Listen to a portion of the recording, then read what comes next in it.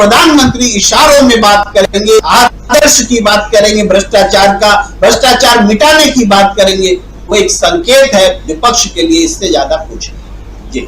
जी, एक संकेत, राजनीति और एक किस ढंग की राजनीति के संकेत हैं, ये समझने की जरूरत है। मीनू जी, आपके पास आना चाहता हूं।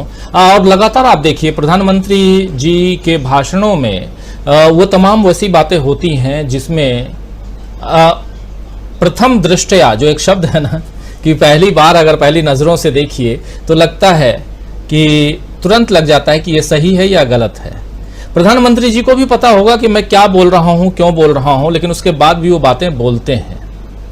अब इन सब से इतर अगर हम देखें, कर्नाटक की बात करें, तो क्या लगता है आपको कि ये जो भाषण प्रधानमंत्री आजकल दे रहे हैं, ये फ्रस्ट्रेशन है क्या कर्नाटक का? क्योंकि कर्नाटक का रिजल्ट आने से पहले लोगों की जुबान पर रिजल्ट है, ये वो फ्रस्ट्रेशन है क्या? अगर वो, मीनू जी, अगर वो फ्रस्ट्रेशन है, आवाज तो मेरी आ ही रही होगी आपके पास, थोड़ा सा लाइट का मामला है लेकिन कोई बात नहीं।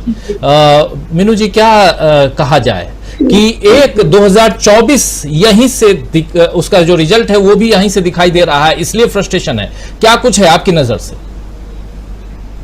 राजीव जी, मेरी आवाज आ रही है राजीव जी? हाँ, बिल्कुल अच्छे से आ रही है, बिल्कुल।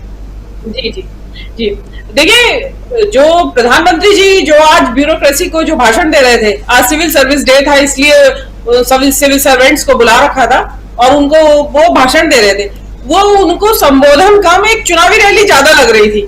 मतलब सॉरी टू से कि प्रधानमंत्री जी ये भेद नहीं कर पाते कि मैं चुनावी रैली को संबोधित कर रहा हूं या एक बंद हॉल के अंदर मैं एक ब्यूरोक्रेसी को संबोधित कर रहा हूं। उनका टोन एंड टेनर वही रहता है जैसे चुनावी रैली में रहता है। वो अगर कोई शोक सभा भी संबोधित कर रहे होंगे तो वो इसी तरह करते हैं जैसे कि चुनाव रैली कर रहे हो। तो उसमें जो, और उसमें दूसरी बात ये कि गजब बेशर्मी कहूंगी या निर्लज्जता देखिए आप।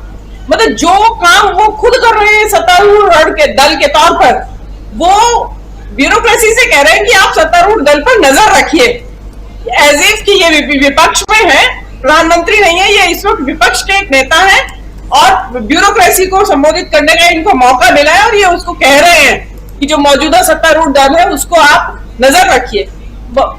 जैसा कि अभी प्रेम कुमार जी ने बताया कि चुनावी रैलियां जो प्रधानमंत्री करते हैं, गुजरात में उन्होंने 50 से ज्यादा रैलियां की है, कि कहां से हुआ है खर्चा? गवर्नमेंट का पैसा है। मतलब प्रधानमंत्री को किसने बताया इतनी चुनावी रैलियां करना? प्रधानमंत्री 24/7 365 डेज चुनावी मोड में रहते हैं क्योंकि देश में चुनाव चलता रहता है। हर छठे महीने, चौथे महीने किसी न किसी विधानसभा का चुनाव आ जाता है और प्रधानमंत्री जी को तो शौक है इस चीज का, तो उसमें बेतुका पैसा खर्च हो रहा है। इतने ही ज्यादा जनता के पैसे के, इतने ही ज्यादा चिंता टैक्स पेयर के मनी की थी तो सेंट्रल लिस्टा वो 20,000 करोड़ का एक खड़ा कर दिया आपने स्मारक अपनी नाकामियों का, वो उसमें पैसा लगाने की क्या जरूरत थी? आपकी अभी इसी मौजूदा संसद में चलता रहता काम, लेकिन नहीं, उनको अपना दिखाना है। आपने जहाज खरीद लिए इतने महंगे, अपने लिए 8,000 करोड़ का एक जहाज बताया जाता है, क्यों खरीद लिया? अगर इतना ही आपको चिंता थी तो इसी जहाज से पहले भी, जिस जहाज से पहले सफर कर रहे थे विदेश देश का, उसी से अब भी करते रहते।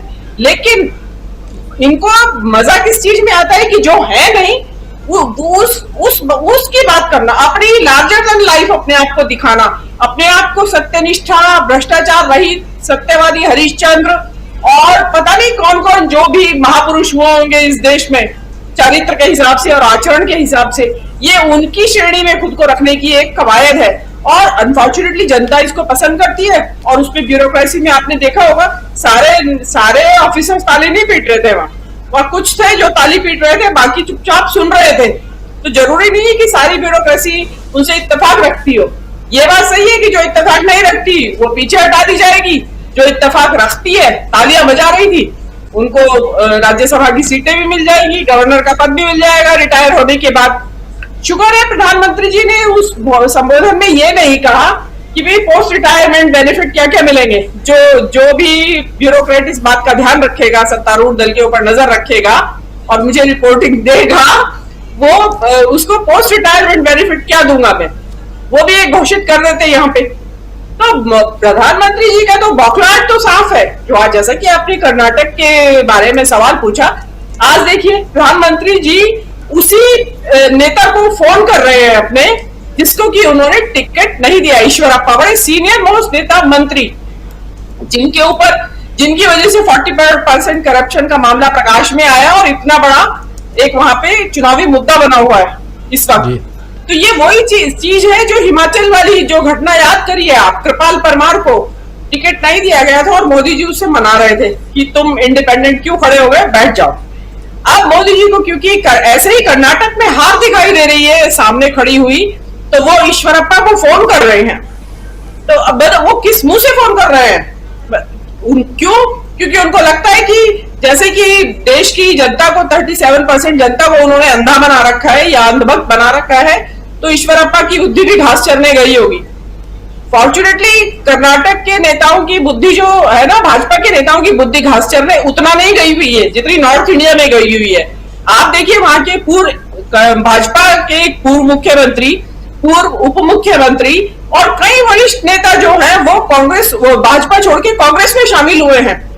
ये एक बहुत बड़ी घटना है। देखिए आज जब कांग्रेस को लोग छोड़ के जा रहे हैं, ऐसे में कर्नाटक में भूतपूर्व मुख्यमंत्री और उप मुख्यमंत्री का अपनी भाजपा छोड़ के कांग्रेस में आना तो एक बहुत बड़ी घटना है और वो फ्यूचर के जो होने वाला है वहां पे उसका तरफ संकेत दे रही है कि कौन सी पार्टी सत्ता में आ रही है। तो अब आप करते रहिए। अब ये जैसे भी नंदनी का ही मामला था, ये भी तो चुनावी बौखलाहट में गलत कदम उठाया इन्होंने, अननेसेसरी कांग्रेस के हाथ में मुद्दा दे दिया, विपक्ष के हाथ में इन्होंने मुद्दा दे दिया डेयरी का। अब ये चाहते हैं कि पूरे देश के ऊपर भाई जैसे गुजरात के दो नेता और ब्यूरोक्रेसी राज कर रही है, इसी तरह इवन कोऑपरेटिव भी गुजरात की ही राज करे।